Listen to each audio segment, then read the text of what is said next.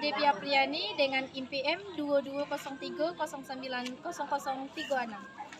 Kenalkan, Ambo Gustania dengan IMPM 2203090115. Ambo Dini Sadil Fadila dengan IMPM 2203090083.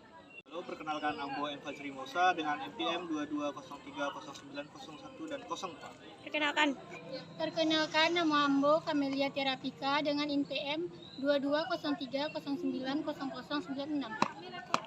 Perkenalkan, Ambo Livi Hardianti dengan IMPM 2203090021. Kami akan membahas tentang materi sistem keselamatan di Minangkabau. Berikut penjelasannya.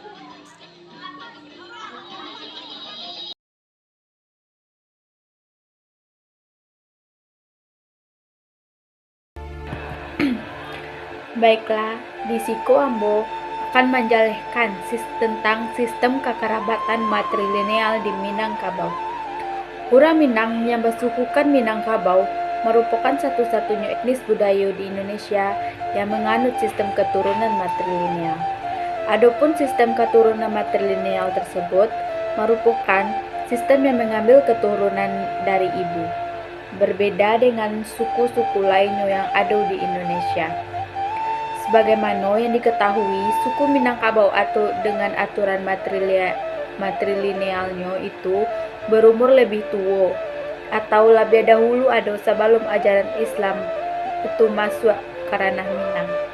Artinya, nilai-nilai budaya matrilineal sudah lebih dahulu masuk diterapkan sebagai suatu garis keturunan. Namun, setelah masuk ke ranah Minang, orang Minangkabau tetap bernasab kepada ayah. Kini, orang Minang tetap memakai keduanya, bukan garis keturunan yang dipakai dengan istilah bukan nasab tapi suku. Jadi, bersuku kepada ibu, bernasab kepada ayah. Adapun bukti dari bernasab kepada ayah dapat dilihat dari peran laki-laki yang berperan dalam persoalan pusaka tinggi dan rendah. Selain itu, bernasab kepada ayah juga dapat dilihat dari peran seorang ayah dalam sistem perwalian atau menjadi wali dalam pernikahan. Seorang anak di Minangkabau akan mengikuti suku ibunya.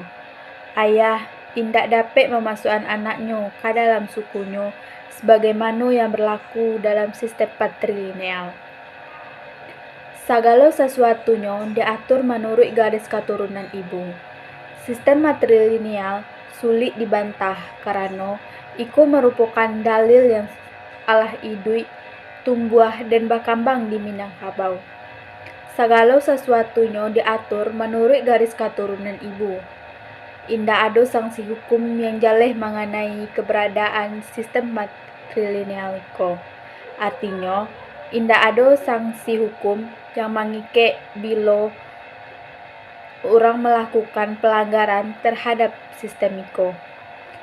Sistem itu hanya diajarkan secara turun-temurun, kemudian disepakati dan dipatuhi. Tidak ada buku rujukan atau kitab undang-undangnya. Hal itulah yang kemudian membuat perempuan Minang memiliki keunikan dan keistimewaan tersendiri. Ada hak-hak gadang yang biasanya diperoleh laki-laki, namun bagi masyarakat Minang hak tersebut malah diperoleh kaum perempuan. Ada dua jenis hak yang diperoleh perempuan, yaitu material dan moral. Bagi masyarakat Minang, ibu adalah bunda kandung. Kehadiran seorang perempuan dalam sebuah keluarga menjadi hal yang paling penting. Jika suatu keturunan indah ada keturunan perempuan, maka bisa dikatakan garis keturunan keluarga tersebut terputus. Seorang perempuan dewasa atau ibu adalah limpapeh rumahan gadang. Samarak dalam nagari, ibu menjadi hiasan dalam kampung yang tercermin dari kepribadiannya yang sopan santun dan baik budi pekerti. Ibu juga dianggap mengerti jo agamo dan mematuhi aturan agamo. Ada pula alasan kenapa orang Minangkabau menggunakan sistem matrilineal dalam sistem. Cerita legenda yang kebenaran tidak diketahui, yakni cerita mengenai kisah perjalanan Datuk Katumanggunan dan Datuk Perpati dan sebatang saat di Lawi. Dari cerita yang disampaikannya, saat dalam perjalanan itu, kedua tokoh Minangkabau zaman dahulu itu sedang berlayar di Lawi dengan kapal bersama anak kemenakannya. Namun, di dalam perjalanan, kapal tersebut karam. Lalu kemudian dari anak kemenakan tersebut, hanya kemenakanlah yang menolong, sedangkan anak diam saja. Itulah sebabnya, karena kemenakan berjasa maka kemenakan jatuhnya segala sesuatu, dan pemerintahan adat biar harta pusako jatuh kepada kemenakannya. Syarat sah perkawinan menurut adat Minangkabau adalah yang pertama, kedua calon mempelai harus beragama Islam. Yang kedua calon mempelai tidak sedarah atau tidak berasal dari suku yang sama. Yang ketiga, kedua mempelai melakukan akad atau ijab kabul secara Islam di hadapan penghulu atau wali hakim dari pejabat kantor urusan agama atau KUA yang disaksikan oleh kedua belah pihak anggota keluarga. Acara ini boleh dilakukan di rumah calon anak daharo atau di masjid. Setelah akad nikah selesai, pihak laki-laki memberikan mahar kepada anak daharo.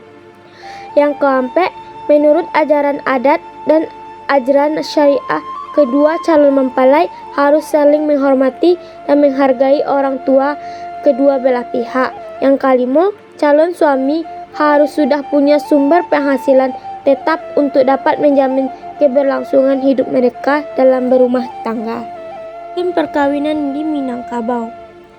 Pola perkawinan di Minangkabau bersifat eksogami, yang berarti bahwa individu harus menikah dengan orang dari luar suku mereka. Setelah menikah, suami indah ikut suku istri dan sebaliknya istri indah ikut suku suami. Masing-masing pihak tetap menjadi anggota kaumnya, namun anak-anaknya mereka akan mengikuti suku ibunya. Dalam adat Minangkabau sangat melarang orang Minang menikah atau kawin dengan orang sasuku atau sama suku. Dengan kata lain, sangat pantang bagi kaum Minang menikah dengan satu suku. Misalnya, suku laki-laki Piliang, maka tidak boleh menikah dengan suku yang sama. Jika hal itu dilanggar, maka ada istilah dibuang sepanjang adat.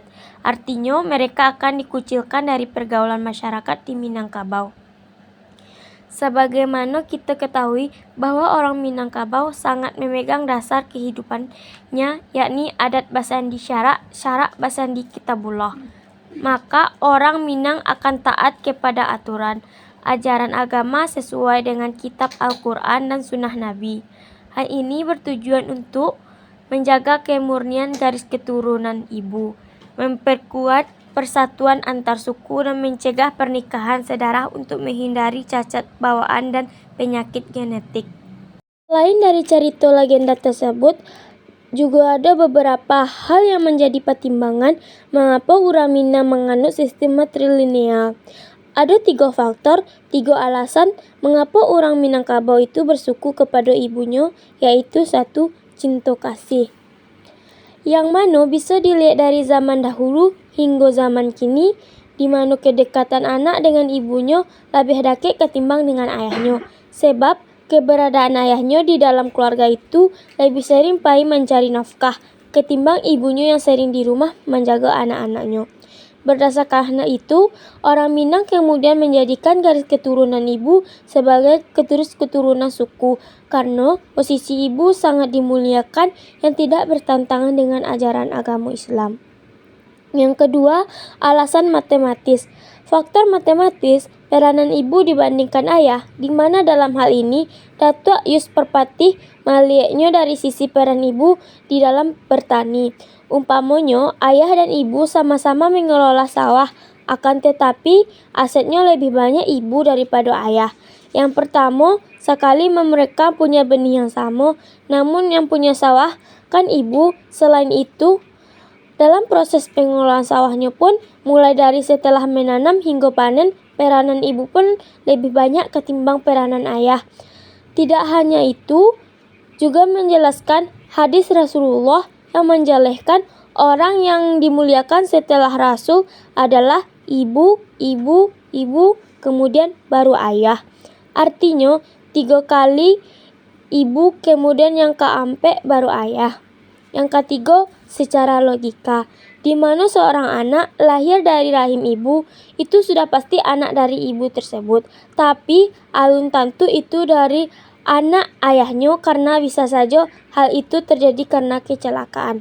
Ketiga alasan itulah mengapa orang Minang mengambil suku kepada ibunya, karena manusia yang paling berjasa dalam hidupnya adalah ibu. Ragam perkawinan adat di Minangkabau.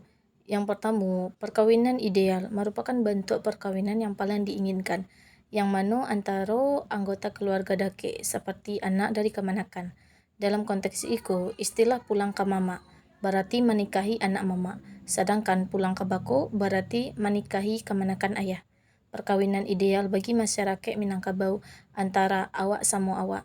Tingkat perkawinan ideal berikutnya adalah perkawinan sakorong, sakampuang, sanagari, saluha, dan akhirnya sasamu Minangkabau. Perkawinan dengan orang luar kurang disukui meskipun tidak dilarang. Dengan kata lain, perkawinan ideal bagi masyarakat Minangkabau antara awak sama awak. Yang kedua, kawin pantang, yaitu perkawinan yang terlarang yang tidak dapat dilakukan seperti mengawini ibu, ayah, anak saudara seibu dan sebapa, saudara ibu dan bapa, anak adik dan kakak, mertua dan menantu, anak istri dan ibu atau bapak tiri, saudara kandung, istri dan atau suami, dan anak saudara laki-laki ayah. Perkawinan pantang ialah perkawinan yang state cells matrilineal, sakaum dan juga sasuku. Meskipun tidak ada hubungan kekerabatan dan tidak sekampung halaman, pelanggaran terhadap larangan ini dapat mengakibatkan sanksi sosial. Dan selanjutnya, tata cara perkawinan masyarakat Minangkabau ada 2. Yang pertama, perkawinan menurut kerabat perempuan, yang mana dari pihak perempuan yang menjadi pemrakarsa dalam perkawinan dan dalam kehidupan berumah tangga, dari mulai mencari jodoh hingga pelaksanaan perkawinan. Dan kedua, perkawinan menurut kerabat laki-laki, yang mana pihak laki-laki yang menjadi pemrakarsa dalam pernikahan dan rumah tangga, dari mulai mencari jodoh hingga pelaksanaan perkawinan dan biaya hidup sehari-harinya.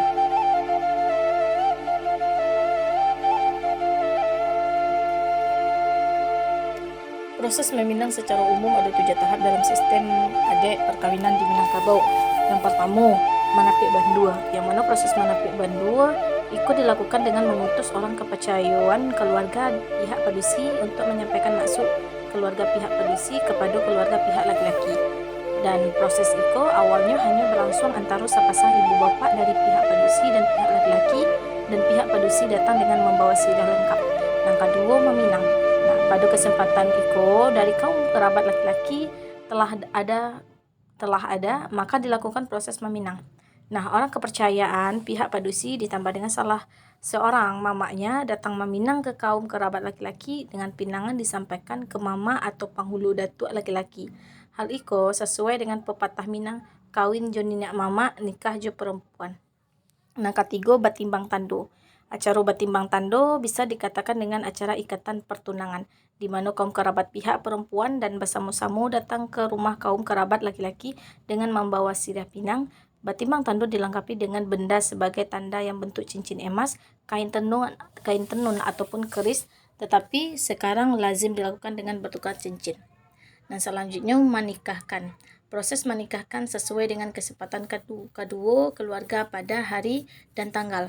Pelaksanaan biasa dilakukan di rumah pihak padusi, dan pernikahan ini dipimpin dan dilaksanakan oleh pejabat kantor urusan agama atau KUA yang akan dihadiri oleh kedua belah pihak keluarga, baik pasangan istri maupun suami. Dan kalimo menjepit marapulai, yang mana dilakukan pada saat pesta barale anak daro jo marapulai dan anak daro datang ke pesta pernikahan laki-laki. Salah satu pengiring anak daro yang dituangkan laki-laki mohon izin kepada keluarga mama marapulai untuk menjepit tabau sang marapulai ke rumah anak daro melalui acara kato-kato atau alua pasambahan. Dan keenam, mempersandiangkan marapulai jo anak daro. Setelah acara menjapit marapulai, maka selanjutnya mereka akan bersandiang di rumah anak daro dan mereka akan menerima ucapan selamat berumah tangga dari tamu-tamu yang diundang. Dan ketujuh, menjalang mintuwo. Setelah pesta pernikahan, kegiatan anak daro jo marapulai adalah melakukan kunjungan ke rumah dunsana anak daro dan marapulai. Acara ini biasa disebut dengan menjalang mintuwo. Nah, ini dilakukan hanya 4 atau 5 hari usai pesta pernikahan. Nah,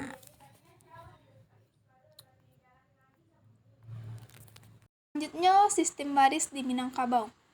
Minangkabau merupakan daerah yang menganut hukum waris adat dengan sistem matrilineal, yang mana kedudukan dari anak perempuan lebih memiliki pengaruh yang menonjol daripada kedudukan anak laki-laki. Sistem itu memiliki tujuan untuk keselamatan hidup dari kaum perempuan, karena diyakini perempuan memiliki tulang yang lemah. Meskipun besok ibu tidak mempunyai suami, si ibu masih mampu untuk menghidupi keluarga beserta anak-anaknya karena ia mempunyai harta pusaka yang menjadi kepemilikannya. Sistem itu bukan dimaksudkan untuk memperkuat keberadaan dari perempuan, melainkan untuk melindungi dan menjaga harta pusaka suatu kaum dari kepunahan tanah pusaka baik rumah gadang maupun sawah ladang. Dengan sistem itu, anak-anak hanya mendapatkan warisan dari sang ibu. Warisan yang diperoleh yaitu harta pusaka tinggi dan harta yang didapat dari turun-temurun dari generasi-generasi sebelumnya. Ahli waris juga mendapatkan harta pusaka rendah yang merupakan harta yang didapat turun dari suatu generasi sebelumnya.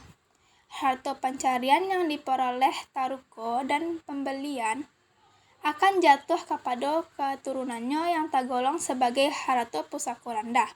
Jika si pemilik harta telah wafat, jika yang meninggal dunia merupakan laki-laki, maka anak serta istrinya hendak menjadi ahli waris untuk harta pusaka tinggi yang menjadi ahli warisnya adalah seluruh kemenakannya. Sistem pewarisan harta pusaka di Minangkabau ditinjau dari hukum waris adat dan Islam, yaitu pewarisan harta di Minangkabau berdasarkan garis keturunan ibu. Berbeda dengan sistem pewarisan harta dalam hukum Islam yang menggunakan sistem hukum faraid. Harta pusaka tinggi yang alah didapati turun-temurun dari nenek moyang menurut garis ibu. Sedangkan harta pencarian yang menurut adat bernama harta pusaka rendah diturunkan menurut peraturan atau berdasarkan hukum Islam. Hubungan sistem pewarisan harta pusaka berdasarkan hukum waris adat Minangkabau dengan hukum waris Islam terdapat dalam pemisahan sistem pembagian harta. Untuk harta tinggi akan diwariskan menurut garis keturunan ibu dan untuk harta pusaka rendah akan diwariskan berdasarkan hukum Islam atau faraid. 2. Pasoko atau disebut juga pusako merupakan salah satu jenis harta pusako antara lain.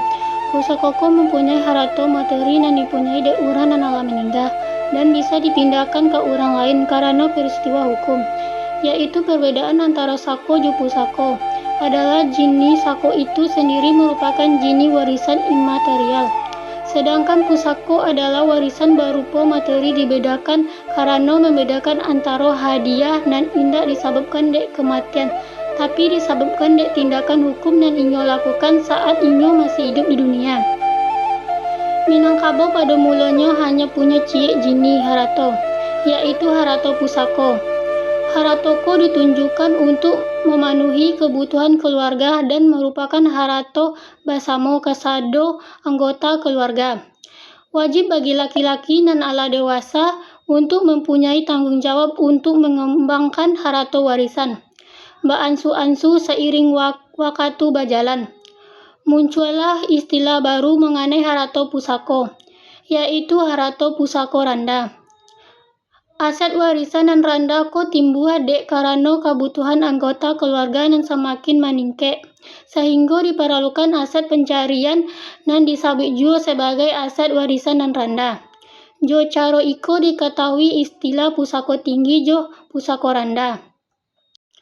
Harato pusako tinggi adalah segala harato pusako yang diwariskan dari turun-temurun. Harato pusako tinggi merupakan harato yang pengelolaannya diturunkan kepadusi atau bundo. Keturunan harato pusako tinggi adalah harato yang didapat dek nenek moyang dan diwariskan ke anak cucunya dan ditarik dalam garis keturunan ibu. Haratoko dimiliki bersama dek seluruh anggota keluarga dan tidak dapat dimiliki surang-surang. Harato pusako yang termasuk dalam harato pusako tinggi adalah rumah gadang, sawah, tabe ikan, sarato alat-alat atau peralatan penghulu sendiri. Harato pusako tinggi ko merupakan bantuan keamanan untuk kehidupan kemanakan di Minangkabau. Warisan dan randa merupakan hasil dari pendapatan ayah jo ibu selama dalam perkawinan dan sah. Pusako randako bisa berubah menjadi pusako tinggi. Sesudah ayah meninggal, harato pusako dibagi antara ayah dan kamancari nafkah untuk istri dan juga anak-anak dan ala ditinggalkan. Karena laki-laki dan kamancari nafkah. Aset pusako dan randako dapat bermacam-macam bentuknya. Misalnya berupa rumah, oto, dan sebagainya. Siang-siang terkena batu.